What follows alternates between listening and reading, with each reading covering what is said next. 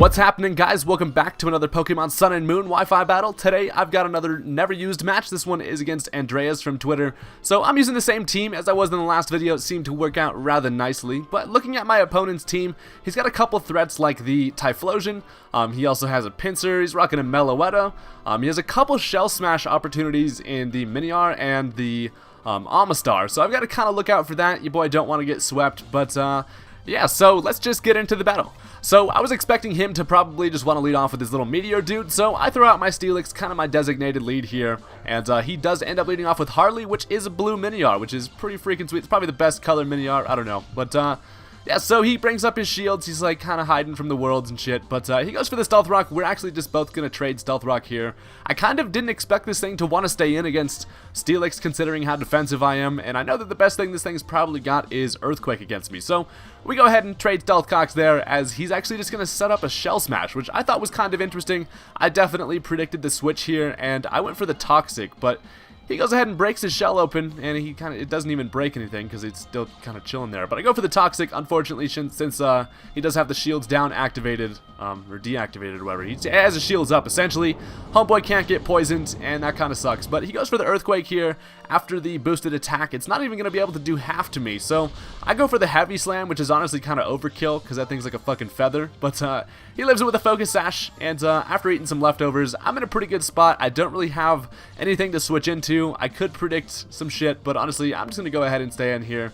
Steelix will be still in a pretty good spot after another Earthquake, so I'm kind of fine with taking that damage. I will be able to get rid of this thing early, and I don't have to worry about that shit anymore. So he does go for another Earthquake, knocks me down to 41 HP. I go ahead and Heavy Slam the fuck out of that thing, and that is a dead Harley. So down goes that thing early on. He probably should have switched. Considering how defensive Steelix is, I guess if I didn't have physical defense investment, I mean, usually you do see just max HP, max defense, but I kind of was able to win that matchup there. So this allows him to switch into whatever the hell he wants, and he decides to go into the Typhlosion, which I've actually been seeing a lot of in my kind of endeavors playing NU lately. So having a Slowking around is actually very useful, so I just switched directly into Not Paul as he just goes for the Flamethrower, and that does absolutely nothing because I am Assault Vested and max special defense and HP, I believe. So he's not going to switch out. I actually just decided to go for the Dragon Tail. I knew a switch was going to happen, so I just want to kind of stir things up, get a little bit more Stealth Rock damage. It does a little bit of chunk to the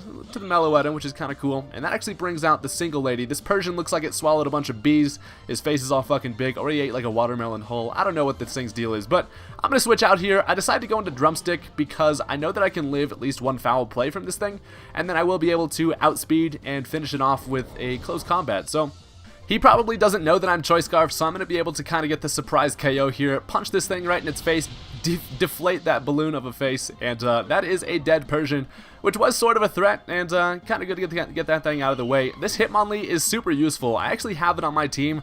It's designated for Porygon 2s, but it seems to be really useful in NU, and I'm having fun using it. But so now he gets a free switch into his Pinsir. I'm locked into close combat, obviously, and I do want to keep Hitmonlee around, so I'm just going to go ahead and switch into my Steelix here, kind of just as death fodder. He does go for the Earthquake, goes ahead and pinches my big-ass snake.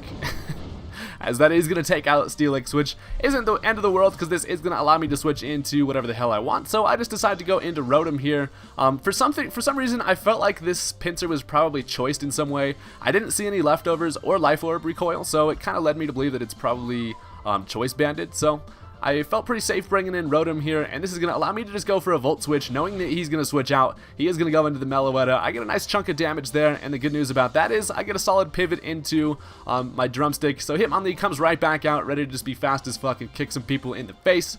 Chuck Norris out here is just going to go for a nice little knockoff, and look at how tiny Meloetta is. Never realized how small you are. But knockoff is going to kill that thing. Kind of unfortunate that Meloetta didn't get to do anything because those are pretty interesting to play against. But yeah, so now he's going to be able to freely bring in the Pinsir yet again. It is just going to get a little bit destroyed by some Stealth Rock. It's at about half, but a knockoff won't be able to kill there. So I'm just going to switch into my Rotom, as I do take a little bit of Stealth Rock damage. I figured I might have been able to take 2 attacks from this thing, but the X-Scissor is looking just a little bit too powerful there, and he's going to be able to outspeed, as that is going to be a dead Rotom. So down goes Allspark. Honestly, probably didn't need it for the whole rest of this match, so not too worried about that, as this does allow me to get a free switch into Moltres, so I bring out the fucking Fiery Chicken. He's probably locked into X Scissor, which is why I felt safe bringing this thing in. I don't have to worry about a Rock Slide, so he does actually just stay in. He goes for the X Scissor. The reason for that being is probably just because he doesn't have anything that can switch into a Specs Moltres. So honestly, there's not a whole lot that can. I do just go for the Air Slash, and that is going to be a dead bug. Sorry to see you go, Pinsir, but it had to happen. But now he brings in the Helix God, and I'm like, I've seen way too many fucking cases of this thing just destroying me with Shell Smash, so I don't want this thing to start setting up. I'm just going to switch right into Hitmonlee, expecting the Shell Smash to happen.